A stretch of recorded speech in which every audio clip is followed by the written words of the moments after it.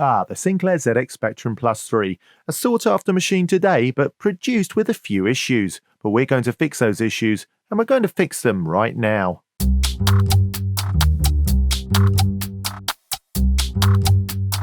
Fixy stuff.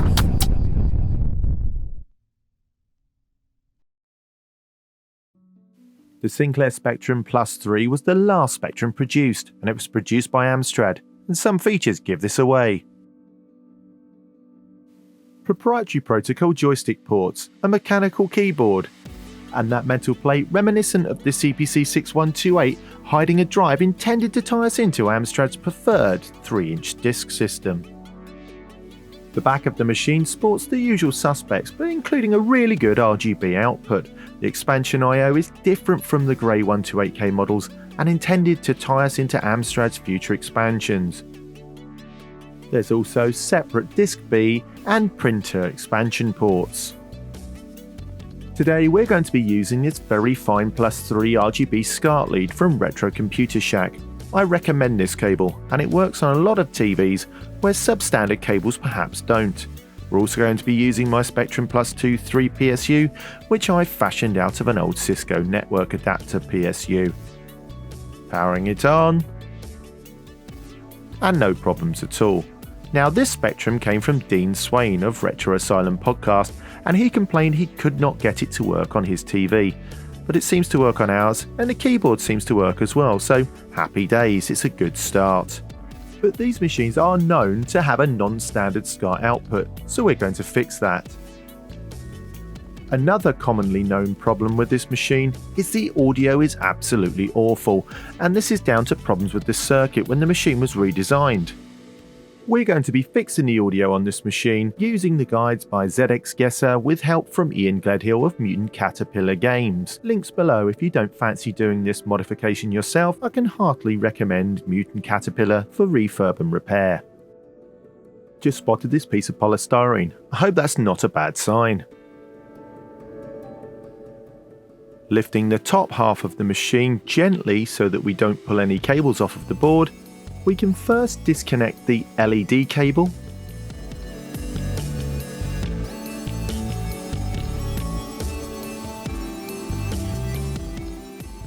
Then we can gently remove the keyboard membrane tails, enabling us to put the top half of the machine to one side and look at the components we're going to replace. We're also going to refurbish this drive, so let's start taking it apart.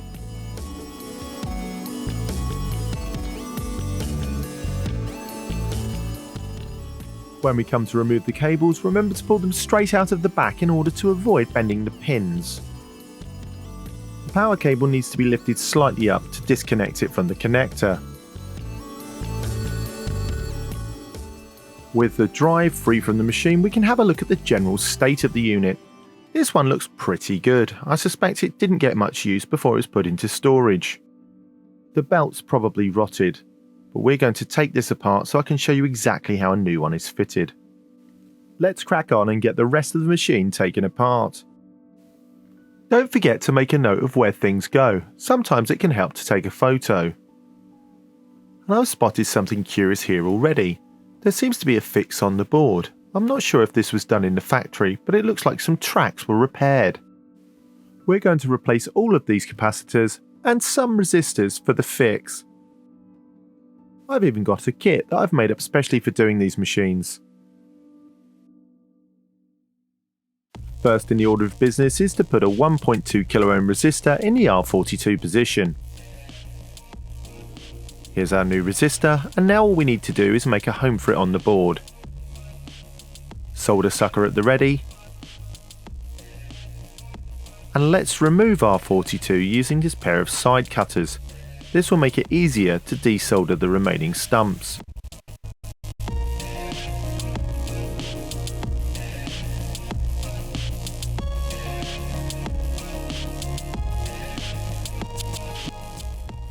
Remember to take your time.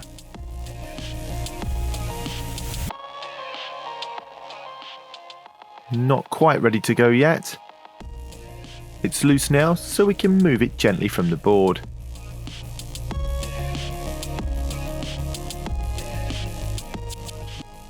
And the same thing for the other leg.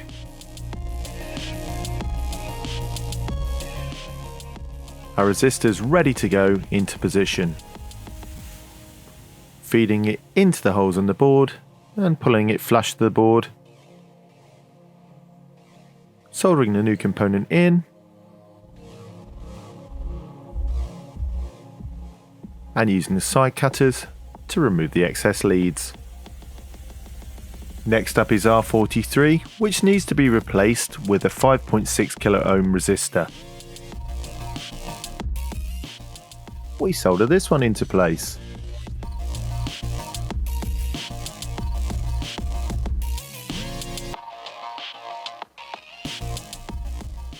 And again, removing the excess leads. This video could get really boring really quickly, so I'm going to speed this section up. I'll put a link to the full list of components down below. This next part is slightly different. We need to raise the emitter leg of TR5 and install a 390 ohm resistor in between the leg and the solder pad. I'm using a heated desoldering needle here, which doesn't stick to solder, so can allow you to remove the leg without desoldering too much. And the leg does indeed pull free of the hole. The emitter leg turns out to be slightly fragile though and slaps on me, but this does leave enough for us to solder onto, so it's not really a problem. Our 390 ohm resistors are ready to rock and roll. We're going to solder it into this hole, but first I'm going to make a kind of a hook to go over the broken leg of the emitter of TR5. Obviously that's a bit too long, so we'll get the side cutters and trim that down to size. By hooking that over the top, a small amount of solder, leaving that firmly in position. We can flip the board over and solder that into place as well.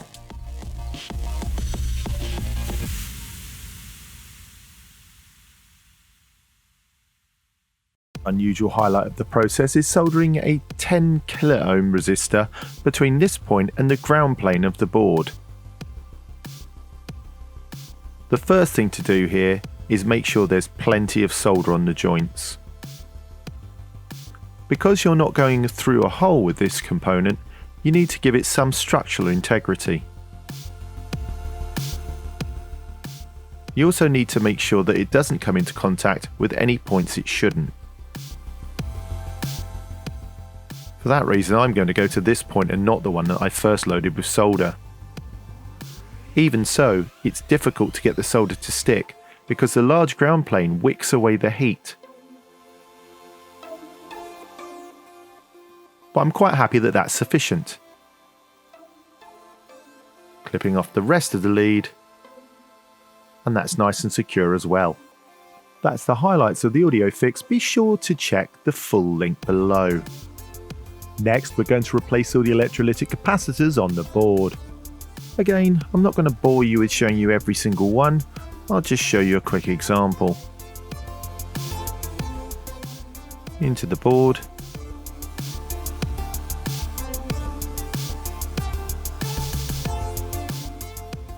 And soldered into place.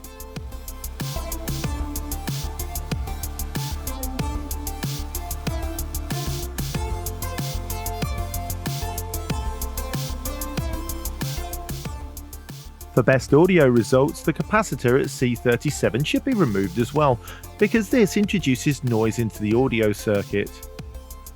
It's also very fiddly to pick up. So, we've replaced all the electrolytic capacitors, we've replaced some of the resistors as listed in the fix below, so all that's left to do is fix the SCART compliance. This is quite easy to do. We simply replace R44 with the 680 ohm resistor, or you can also piggyback a 1 kilo ohm resistor over the existing one.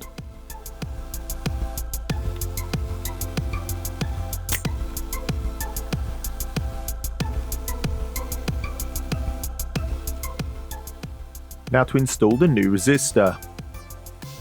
We're going to be using a 680 ohm resistor here. I just think it looks neater to put a new resistor in rather than piggyback over the existing resistor, but that's a personal choice.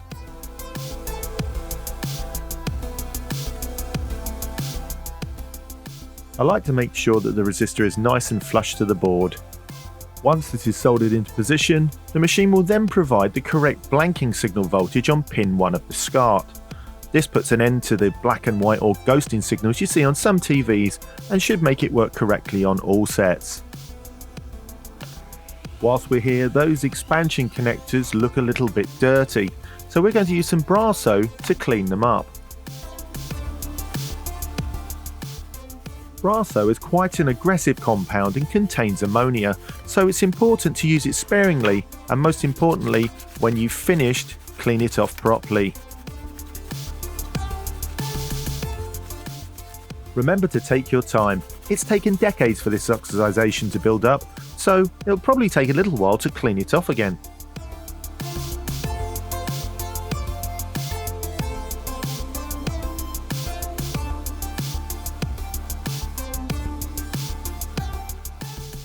What we're looking for is clean edge fingers that will be most electrically compatible with anything that you plug onto them.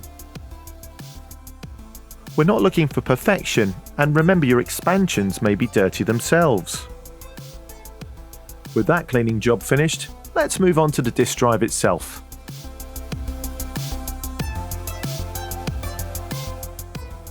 This one looks in pretty good condition, if a little crudded up through the grim passage of time. Well, that's easily solved. Let's take the front panel off so we can give it a better cleaning.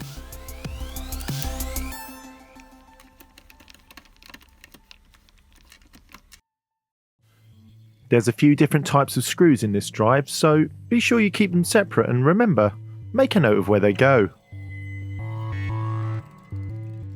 With the 2 screws removed and set aside, the front simply unclips.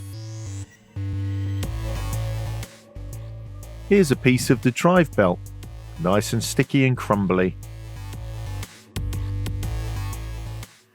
On the top of the drive we can see a screw, and we can also see some thread lock.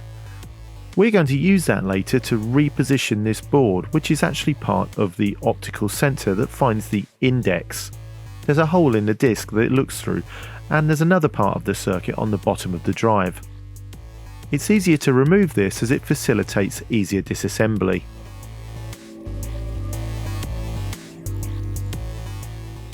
Gently lift and prise the board off of the top of the drive. You don't want to peel the thread lock off though, because we'll be using that in order to key the board back when we reassemble. There, it'll be nice and easy.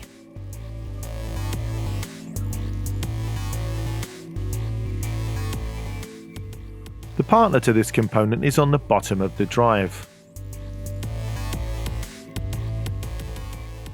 Again, removing this will give much easier access to service the mechanism.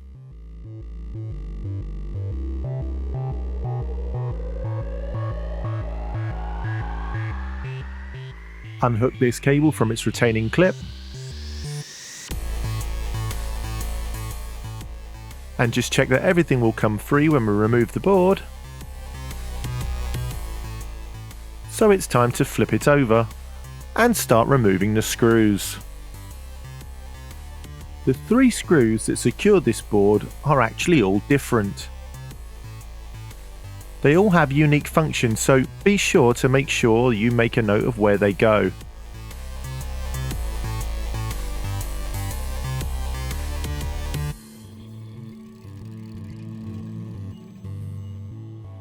With the 3rd and final screw removed, the board's now loose, but there's one final thing that we need to do before it comes free. We need to unplug the power cable that feeds the main drive motor. With that removed, we can open up the drive like a sandwich and find more pieces of belt. As you can see, this method gives you instant access to the internals of the drive. It's also a way to lose the right protect pin if you're not careful. Of course, I've done this so you don't fall prey to the same problem. Honest. It simply goes back in here, opposite this leaf switch when the drive's reassembled. Any fragments of the old belt need to be removed. Sometimes they'll stick to things like the main pulley or the capstan.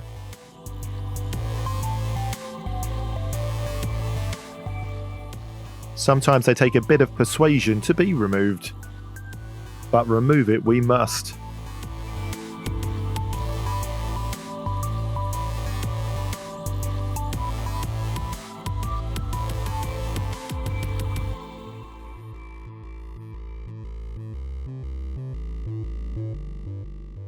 The main drive pulley is the easy part. Removing the belt from these brass capstans can prove incredibly tricky. It just doesn't want to come off. A mushy, sticky, icky mess.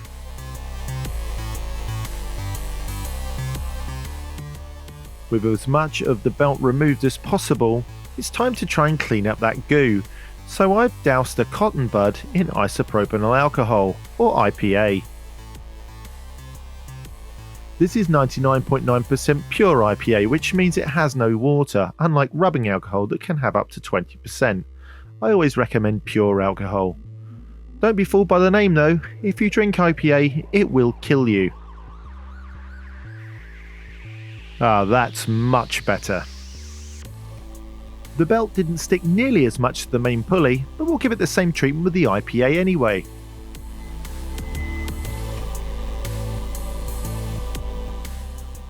Time for the new belt. This is an AV Belt 5 from CPC Farnell.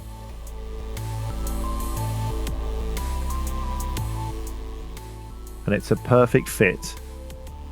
With the mainboard removed, it's really easy to fit the new belt rather than poking around under the board. Once installed, rotate the mechanism a few times to make sure that the belt finds its natural centre. It's time to reassemble the drive.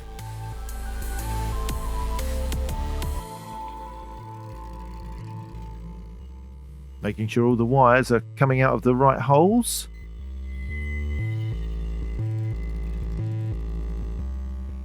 It's time for those 3 unique screws.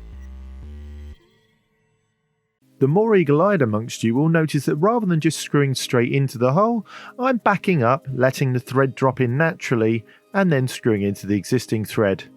This avoids cross-threading. The DC power needs to be reconnected to the main motor.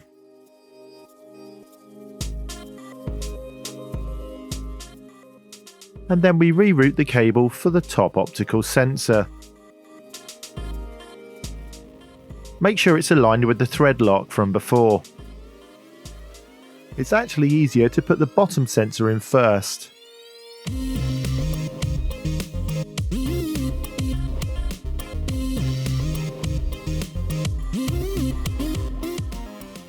Once the bottom sensor is replaced, you can safely install the top sensor back into its original position. Just take care that it butts up against the thread lock. Once it's in position, screw it firmly into place. Of course, you could add more thread lock at this point. After sitting around for 30 years, the lubrication on the worm drive might be slightly dry or full of grit and grime. Clean it if needed and add some more lubrication. Here we're putting some in front and behind the sled. This will naturally spread as the drive operates. Using some air duster, we're going to clean the read right head, although this one isn't particularly dirty, it just looks worse than it is on camera.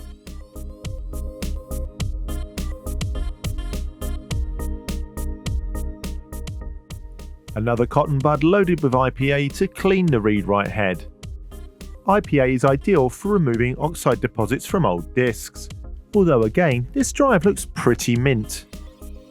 Some of my favourite window cleaner on the front of the drive, and a bit of elbow grease to get it clean.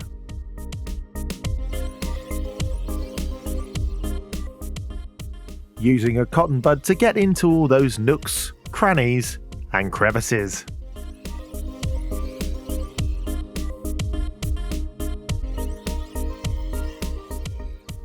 As with a lot of old and vintage equipment, a good clean can work wonders. and this is coming up really well. Now that it's suitably clean, let's put it back onto the drive. If you remember, this one's held on by 2 screws.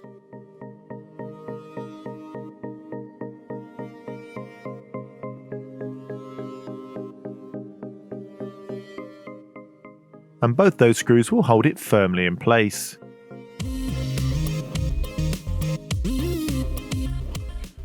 A little bit more lubrication, but this time it's going to be on the rail that the read-write head travels up and down. We're going to put some in front and behind of the read-write head so it naturally spreads along the rail.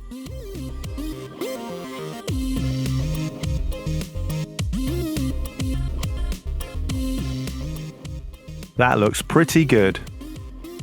A quick wipe of the bottom of the case to get rid of any dust that might have blown in there whilst we were working, and we can put the mainboard back into its rightful home.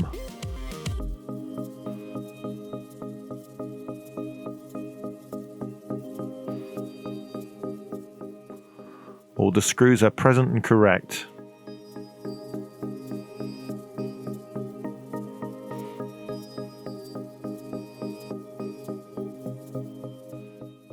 Don't forget to replace the insulation sheet, and of course the drive earthing strap needs to go under the insulation sheet to touch the earth point of the board.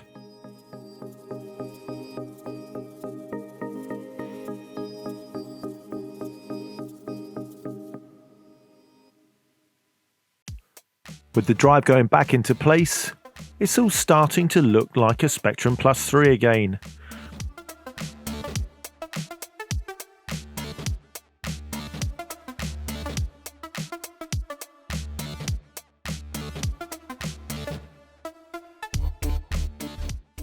Now we can start to recable the drive.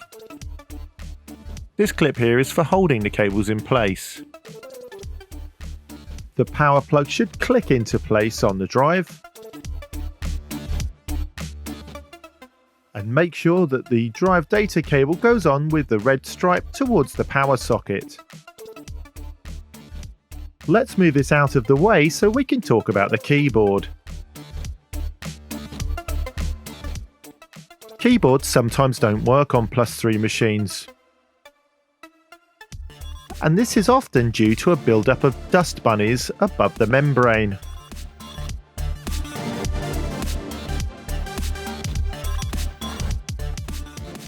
Taking the 6 screws out, we can remove this from the top shell of the machine. See lots of little pieces of polystyrene everywhere. Any dust bunnies or contaminants can be enough to stop the keyboard from working completely, so we're going to need to open this up. This stuff really is everywhere. Turning the keyboard unit over, we can see these little black clips. By maintaining tension on the back plate and popping them through the holes, we'll be able to take the sandwich-like structure of the keyboard apart.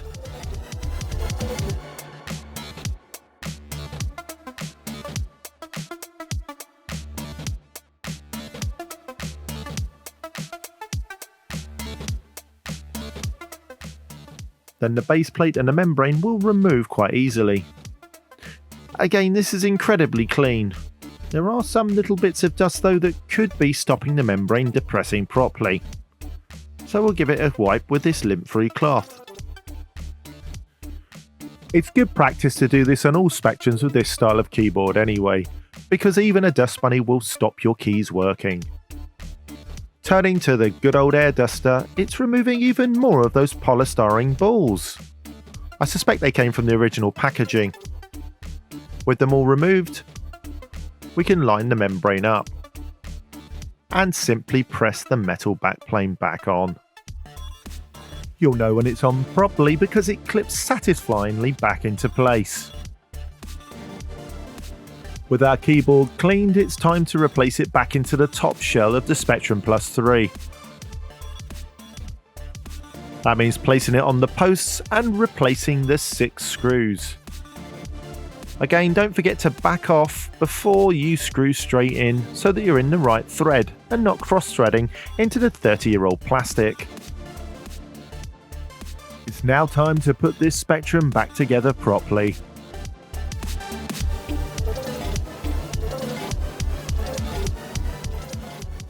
When replacing the keyboard membrane tails, you need to be gentle but firm to ensure that they're in the socket securely. They'll only go into the right socket, so you don't have to worry about getting them mixed up.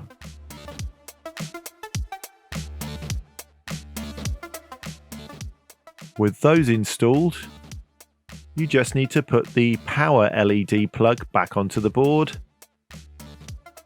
And making sure all the wires are securely inside, place the top half on top of the bottom half and replace the screws.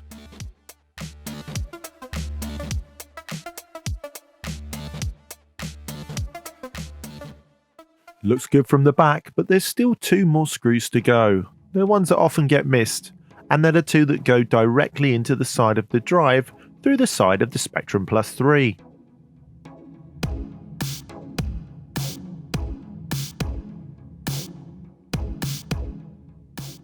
These screws stop the drive flapping around when you pick the machine up, so don't forget them.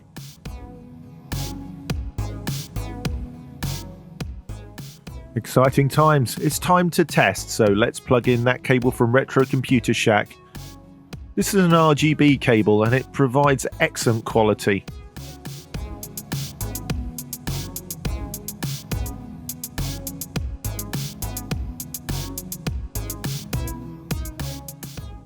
And plugging in our power supply, it's time for some testing.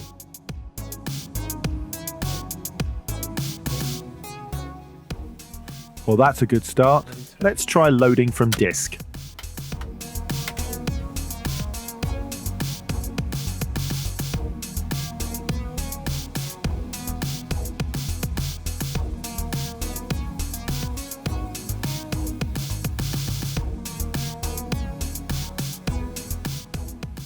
So far, so good. But let's see if we can load a game properly from this disk. The keys seem to be working. Let's try Nomad.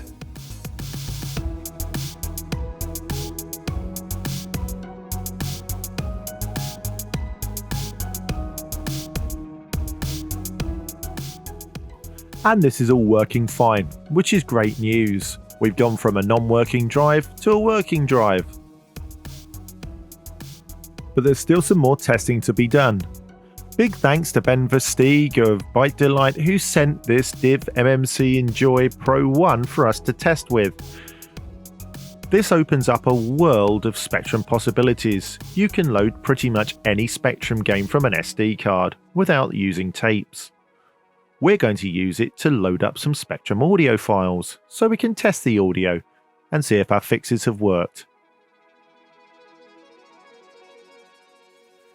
Cheeky plug for Byte Delight. In fact, here's an even bigger cheeky plug for Byte Delight.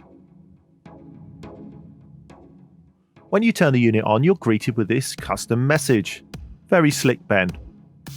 Let's go live to the lab for the sound test. And finally, I think we'll have a look at the mescaline demo.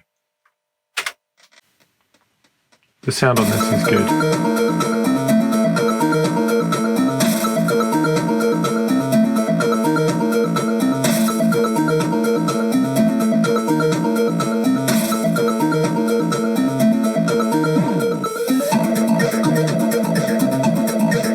So that's a +3 with Think Sound.